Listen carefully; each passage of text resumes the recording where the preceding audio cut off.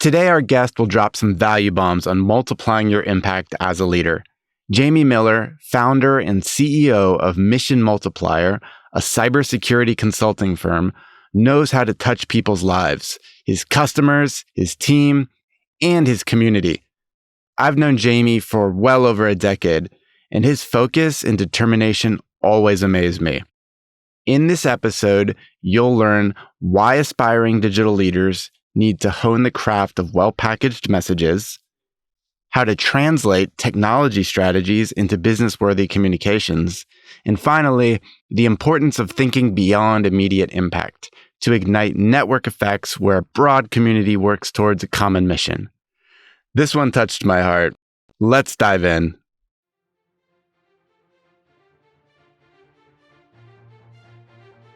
Welcome to the Rising Digital Leaders Show. I am your host, Matthew Doan. Today's organizations are powered by digital capabilities, cloud, data science, cybersecurity, and much more.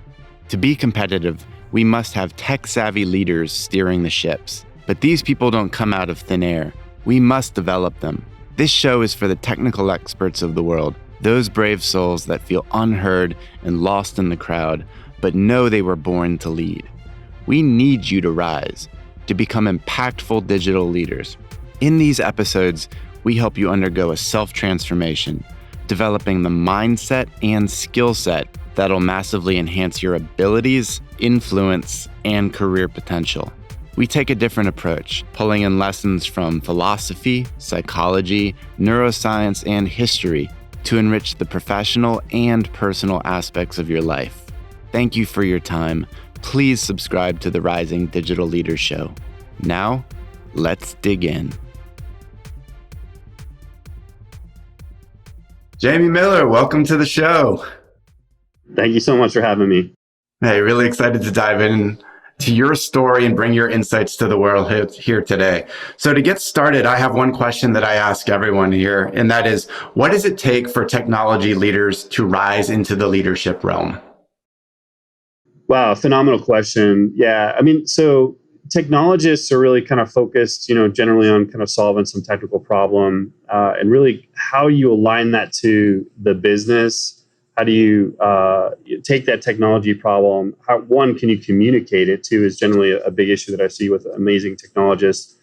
How do you communicate it in a way that shows what's the business case? What value will this bring? What's the value propositions for the business? How do you package it in a way that you can get people to understand its value? I think those are challenges that you'll find from a technology perspective. But again, generally, I think it's really communication, your presentation skills, and really aligning your technology solution or focus with the line of business, and how does that drive revenue, solve a problem.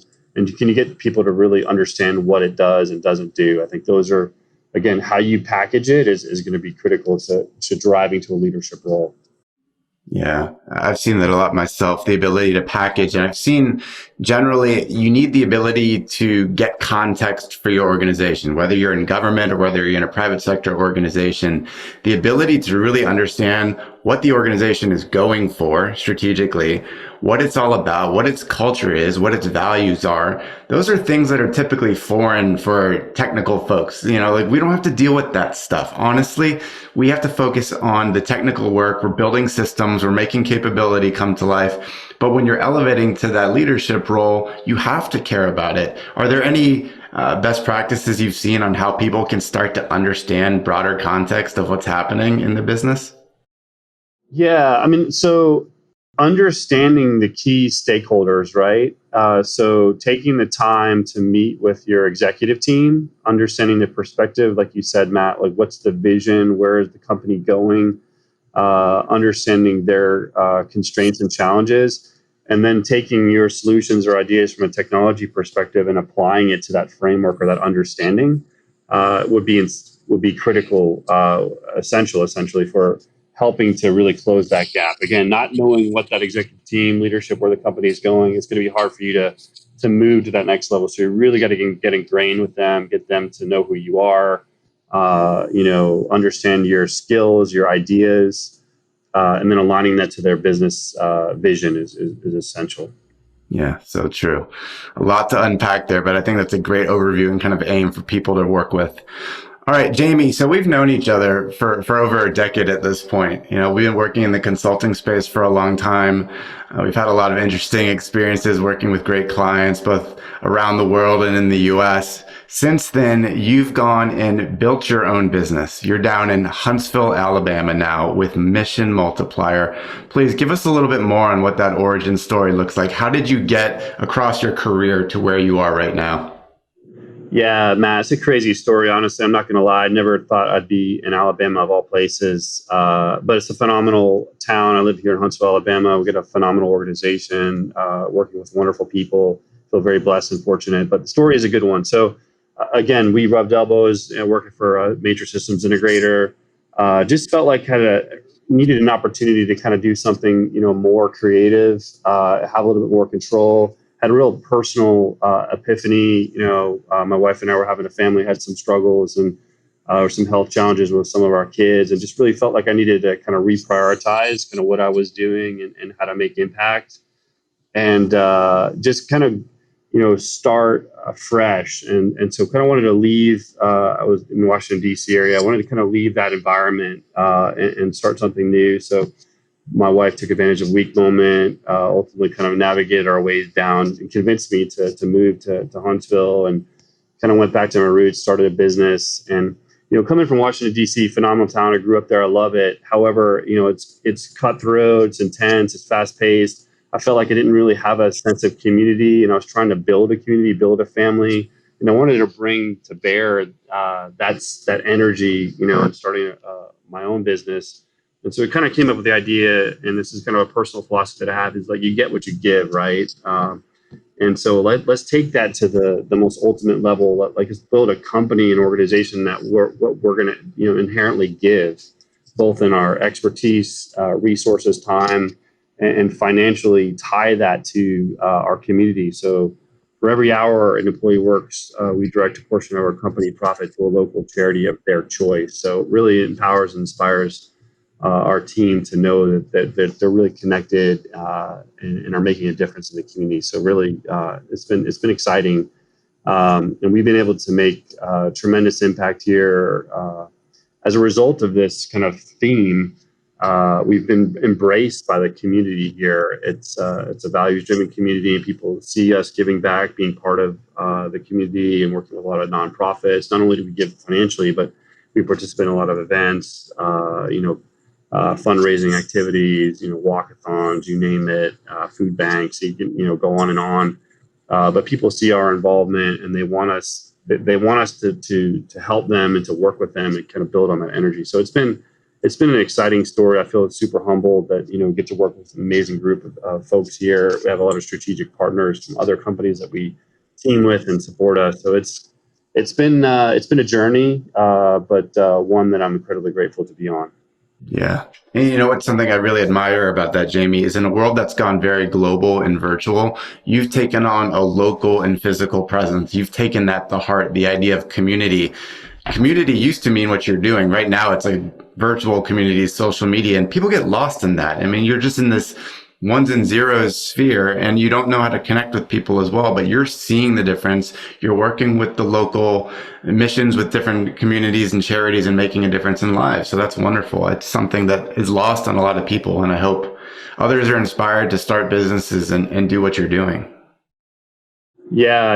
Again, we fundamentally, we have, a set of core values, and community is one of those, innovation, integrity, or others. So we wanted to just build just a culture here where we wanted to be part of the community, but do innovative cyber work to make a difference, help, secure the community here, help protect people. We do a lot of work locally here with the Redstone Arsenal, NASA, tremendous amount of commercial organizations. And then we're also developing cyber products that are helping move the needle. So it's been an amazing opportunity, and it's a lot of work. I'm not going to lie, but it's tremendous impact that we're all able to make. Yeah. Absolutely. So you're someone that's come up in the technical world, very much in cybersecurity over these years. I understand you're doing that at a heck of a level right now with your own company. But I'm curious, as you've gone up the levels of being someone who's very technical, now you're CEO, you're leading your own company, you've got a team, you're making a difference out there in the world. That's a very different skill set. I'm curious, as you made that journey up, how are you keeping yourself sharp still in your technical world of cybersecurity? How are you maintaining enough? How are you being dangerous enough with that skill set while still being such a capable leader as a CEO? Yeah, it's a delicate balance, and it's hard. I mean, I'm not in the trenches every day running technical scans, configuring, firewalls or whatever the heck I would, be doing back in the day, right? So I couldn't do those things at a level that I would once been able to do, and some of the things I probably can't even do, even if I tried now. I just haven't had enough runtime doing it. It's been a while. But the luxury that I do have is because I do a lot of sales, a lot of proposal development, a lot of teaming and strategic discussions. I get to work very closely with a lot of the subject matter experts, the highly technical, capable people, and I have to have the ability to take their technical ideas, bringing them together, package it in a way that we can sell to the government, sell to a commercial organization, or say, hey, there's this really cool problem that is out there. How do we solve it? How do we build a technology that will solve that, right? So it's really synthesizing a lot of those technical details and then presenting it in a way that most people understand. Like I said earlier on, that's a massive challenge, and it sounds easy, but it's really hard to do, right? So I get the luxury. The way I can stay sharp is just asking insightful questions of those around me, and understand what they're doing. And I may not know everything. However, I can have access to those people at a moment's notice to kind of dig deep if I have to. And I have the chops, through doing this, in my career to understand, to that level when I need to go there. But then being able to translate it to another level when I'm talking about sales or management or leadership. So it's just kind of going across the spectrum, right? To the highly technical, to the more of the, leadership, carry the flag role. So it's just kind of to decide when and where to go. But just I stay technical by having those key conversations and challenging people to make sure I understand. One of the things that I like to put a fine point on when people are thinking about making the jump to leadership is you go from working on a specific thing to leveling up and collecting all the dots, right? All of the context, all of the understanding of the capabilities that need to happen for a digital service to come to life. And you go from collecting them then as the leader to connecting the dots, and you start seeing relationships. You start seeing how teams can better interact with themselves or with broader parts of the business. And only by taking that broader angle view can you actually start to lead effectively. You can't be in the trenches as much. You can't afford to, because someone needs to have that bigger picture viewpoint where you're collecting all the dots and giving synthesis of what is and maybe what needs to be. You talk a lot about multiplying. It's Mission Multiplier is your business. Can you talk a little bit on what that means to you to multiply? Yeah. First and foremost, the whole idea, again, the intrinsic idea of Mission Multiplier was we wanted to enable the mission of our team, the employees, their families, in the community, right? So when we come in, we're making exponential impact. This idea of connectivity. So hey, if we're doing something, it's going to help our family, it's going to help the community, and everybody wins, right? So it's not just kind of looking at a super singular view of, hey, I'm here just to get a paycheck, or I'm here just to do this one thing. We're tying in what we do to help writ large, and also kind of building that as a role model for others, and say, hey, we can be in business and also kind of have impacts and arms to other organizations and help others. So as we move forward, we're carrying others with us. And in theory, and this is in actuality now, those organizations are also propelling and helping us. They're helping us, drive, recruiting, helping us ID, opportunities. So all this goodness that we're doing all kind of comes back to us as we kind of build on this philosophy that we're kind of built on. This let's multiply the missions of everybody that we touch. I think it's, like I said, it's been powerful and unique, and I think it's been working. Honestly, every day I'm kind of like, oh my gosh, it was an idea however many years ago. Now this is really an actuality. So super humbling to know that taken this idea and made it into something, and even have other people reaching to us to say, hey, how do we replicate this? And again, that's been humbling as well. It's a great outcome.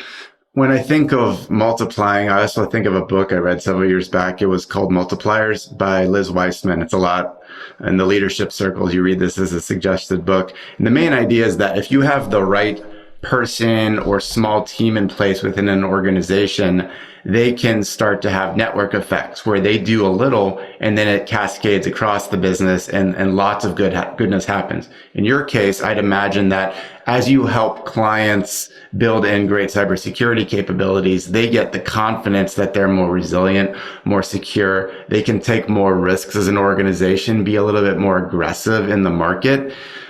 Have you seen anything like this when you've been consulting to your organizations? 100%, and I clearly can't articulate the way that your author in your book that you mentioned, but that's exactly right. I mean, we as we grow and cultivate the people in our organization, they're slowly making more impact, and this is butterfly effect, whatever you want to call it. We're able to do more, create more, have more resilience. It helps them to take more risk, like you said. To our commercial companies can go into new areas. Feel stronger about taking some reaches. All through our support, and we're basically an enabler for them to grow and secure their business, and it helps them to do more. So spot on. I mean, I couldn't have said it better. Next thing I'd like to cover when we talk about general leadership. So you've got a lot of experiences, whether it's in the consulting side, running your own business as CEO, working to help other organizations be the best they can be. And you're working with a lot of technical folks along the way. Frankly, a lot of our audience are those folks that aspire to where you are today, leading a business, running an organization, and they don't know how to get there. I'm curious, what might prevent certain people today? What hesitations are they facing as they go from technical expert to leader of an organization? Yeah. So, I mean, this is a challenge. So I have kind of a stump speech on this. So as you know, if you're super technically oriented, that's phenomenal. You need to have that as a baseline. But again, my personal belief system on this, and I've kind of seen this, across the board, is if you're super technical, hey, I'm running this particular, code, I'm running this scan, I can figure this box better than anybody. All to kind of get to the next level, you have to take that expertise and that critical thinking you have in that one specific area. You have to apply it to a broader area. So critical thinking, kind of from a broad perspective, communication / presentation skills, and then writing skills. So believe it or not, yes, there's a technical need that we're all technically minded, and we're kind of all in this, cybersecurity is super technical. But the people that have the most impact when it comes to a leadership role also have the ability to present, communicate, and write. So if you can't write, if you do a penetration test, for example, and you're a phenomenal hacker and you can hack into anything, but you can't write your report in a meaningful way or compelling way, some of that's lost, right? Some of your amazing talents and what you did and how you pivoted and exfiltrated the network, it's lost on some of the audience, right? But if you can write and communicate what you did and the impact of it, people get to see that, right? And see the value and see how it ties into, like the earlier conversation, in the line of business and where the business is going. How does this empower or enable the organization to be better or take risks, like we talked about earlier? So just that's the big gap in my mind. That's what I see time and time again. And we've hired people, again, they're technical, but we need you to really focus on communication, presentation, writing. If you can do that, then those are the skills that are going to take you to the leadership role. I love that, especially the comment on writing. As someone who tries to write every single day, whether it's articles or blogs or even in my own journal, I see that as almost a keystone habit.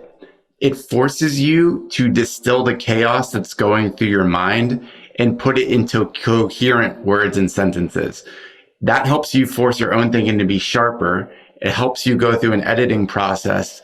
And at that point, you can start to put it out to the world, and you can put it in different formats. You could do like Amazon and ship out memos before every meeting where everyone has to read the narrative that is the pre-read before the meeting starts.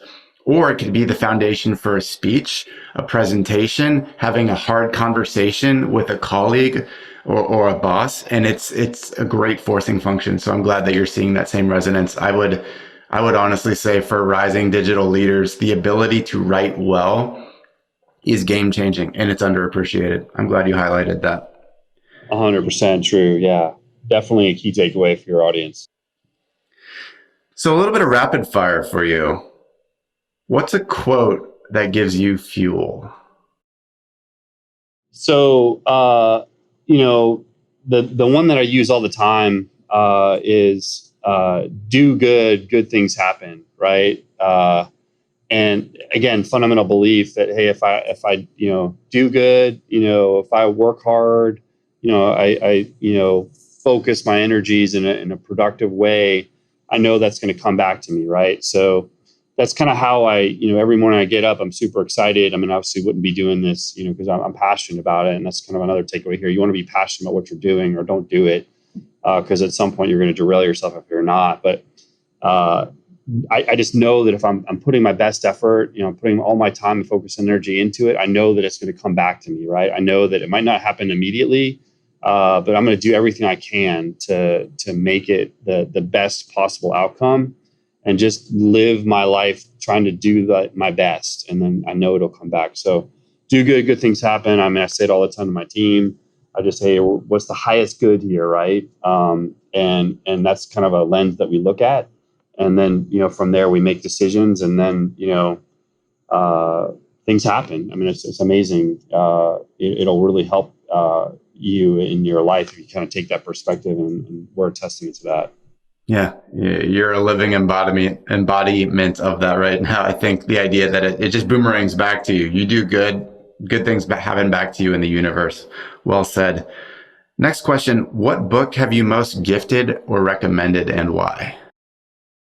Yeah, that is so. It's so hard to answer that, because I mean, like I mean, we're reading books all the time. The one, so for the people that want to start a business, that business owners, people coming to me and say, "Hey, what would help you? How to do this?" There's a book called Traction. Gino Wickman. Yeah. Gino Wickman. Thank you. Yeah, I was blanking on his name. Yeah, Gino Wickman. So Traction is something I give out to a lot of people. Some of the people that are really kind of into innovative thinking, how to drive creativity, and I like Code of the Extraordinary Mind. I'm a big fan of Vishen Lakhiani. He does the Mind Valley podcast and series. I'm a big fan of his. He just put out a new book too called Buddha and the Badass. So those are, I mean, first people kind of with that lens, I'll kind of recommend they read those books. But Traction is straight up really amazing when it comes to kind of creating a business. What are the step-by-step processes? Really keeps you honest. So anybody kind of looking to do that, that's something I always recommend. Great points. Which three people have most influenced your life?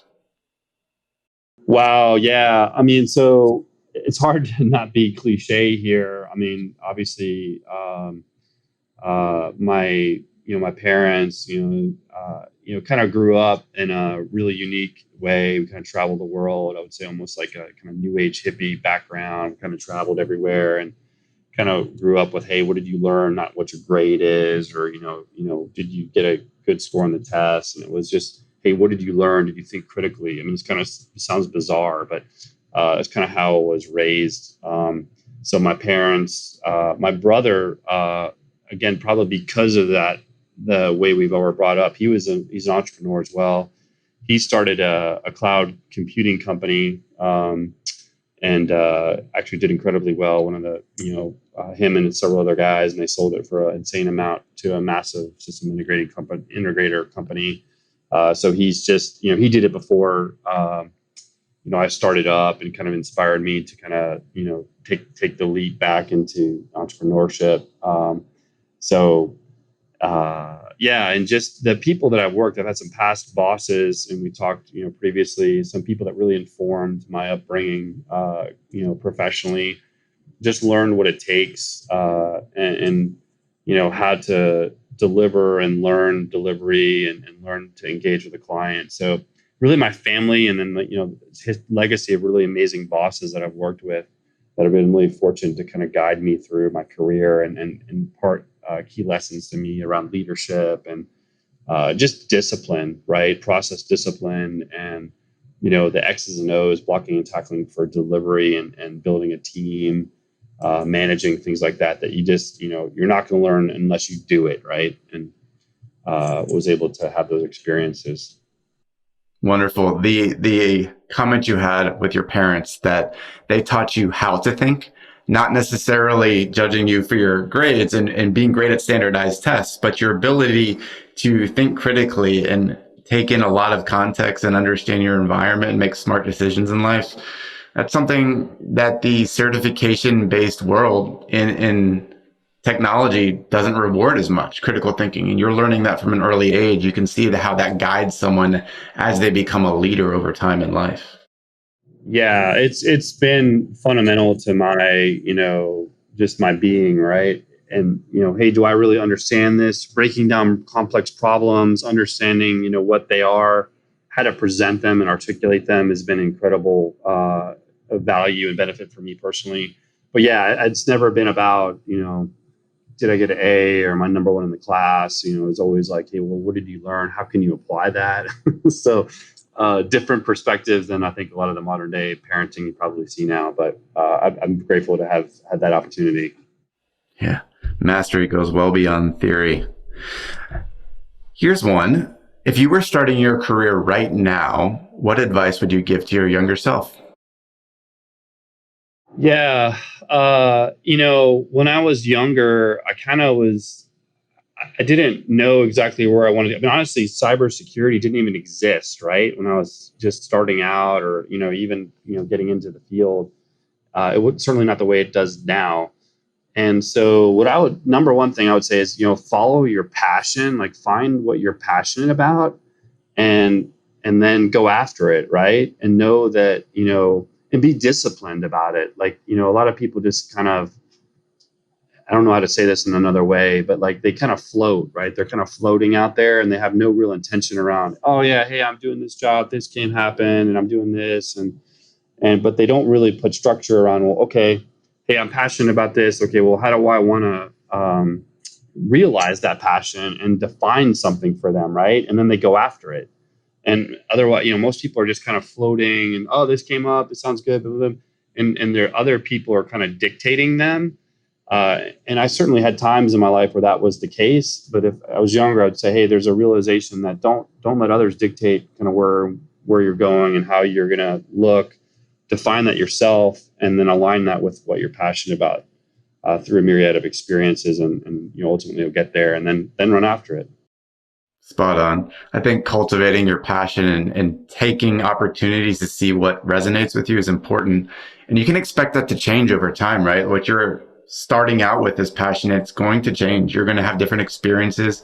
You're going to see different people, different things in life, and you have to expect that to change. But to your point, know what it is, lock in on it, and then be disciplined about pursuing it. Make the most of that passion before you change as a person and you evolve to the next thing. And that's a beautiful process. Yes, no, you nailed it, Matt. That's exactly it. Well said. A few wrap up questions for you, Jamie. How do you rise each day?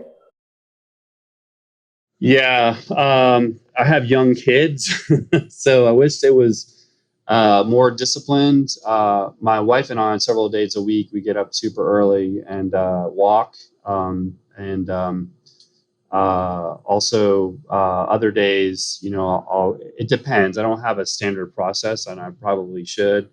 I do have a younger one who gets up super early, and sometimes will, body slam us in our bed.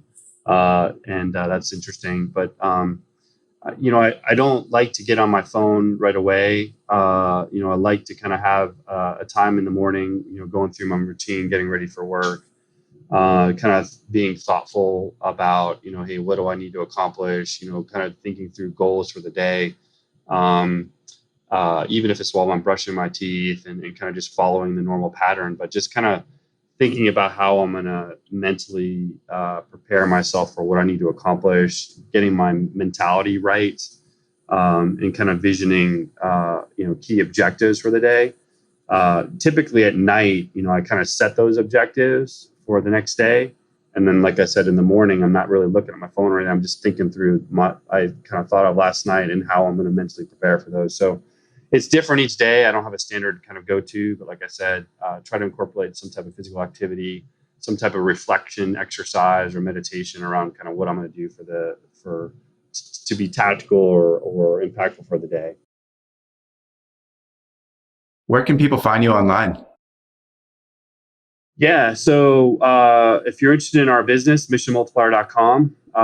We have a contact site there. I would also encourage you to look me up on LinkedIn. I'm always looking to tag up with like-minded individuals, post a lot of content on LinkedIn specific to the cybersecurity field, as well as some additional leadership information sometimes. So yeah, follow me on LinkedIn and that's my number one platform or go-to platform. I'm on everything else, Facebook, Twitter, but LinkedIn is really my go-to. And then likewise, my website if you want more specific information about our organization.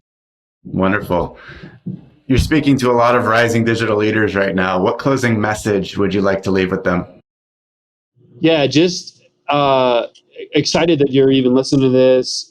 Take the information to heart. I mean, focus on where you want to go and what you want where you want to be, and just take the steps to get there. Find mentors, find people that are going to help you, surround yourself with people that are going to challenge and enable you. And then just keep yourself accountable to, where you want to go. And I have no doubt that you all will get there, and just keep at it. And excited to be part of this conversation and grateful that you all have the opportunity to listen to me.